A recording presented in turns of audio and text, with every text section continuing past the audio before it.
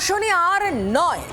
ডাবগ্রাম ফুলবাড়ি থেকে আর দাঁড়াতে চান না গৌতম দেব, লড়তে চাইছেন তিনি শিলিগুড়ি থেকে। যা শুনে গৌতমের জয়ের হ্যাট্রিক আটকে দেওয়া বিজেপি শিখা চট্টোপাধ্যায় তিনি কি বলছেন? তিনি বলছেন, ইয়ে ডর আচ্ছা লাগা। আমি আর ডাবগ্রাম ফুলবাড়িতে দাঁড়াচ্ছিলাম, আমি প্রকাশ্যই বলে গেলাম আপনাদের কাছে, এখানকার মানুষ আমাকে যে ভালোবাসা দিয়েছেন, আবার যেভাবে প্রত্যাখ্যান করেছেন, দুটোই আমার মনে আছে। এককালের হেভিওয়েট মন্ত্রী, শিলিগুড়ির মতন গুরুত্বপূর্ণ শহরের মেয়র, তবু ম্যাচ শুরুর আগেই ময়দান বদলে ফেললেন গৌতম দেব। ডাবগ্রাম ফুলবাড়ি থেকে আর দাঁড়াতে চান না উত্তরবঙ্গের এই প্রভাবশালী শাসক নেতা। ডাবগ্রাম ফুলবাড়ি আমাকে পরিচিতি দিয়েছে দুবার নির্বাচনে জিতিয়ে, এবং আমিও যথাসাধ্য আমার সর্বস্ব দিয়ে ডাবগ্রাম ফুলবাড়িকে উন্নয়নের জন্য করেছি। পরবর্তীকালে মানুষ আমাকে অনুমোদন দেয়নি বিধানসভায় যাবার, আমি যাইনি, তো আমি আর ডাবগ্রাম ফুলবাড়িতে দাঁড়াতে চাইনি।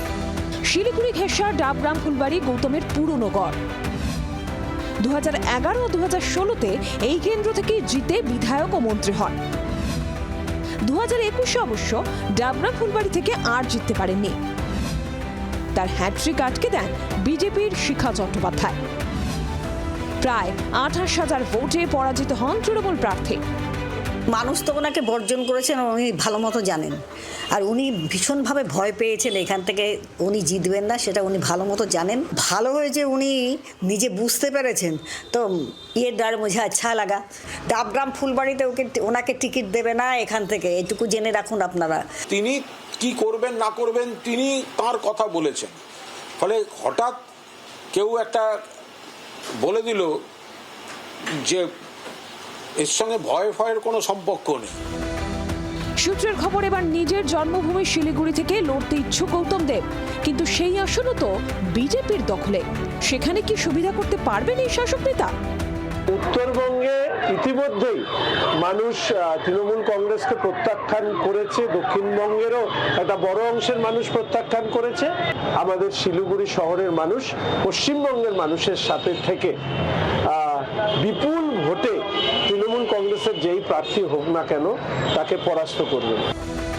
ভোট পণ্ডিতদের একাংশের মতে শেষমেশ গৌতম দেব যে আসন থেকেই দাঁড়ান, উত্তরবঙ্গের কোনো পিচই সহজ নয়।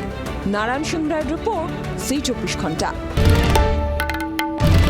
বাংলার আওয়াজ, বাঙালির আবেগ, জি24 ঘন্টা।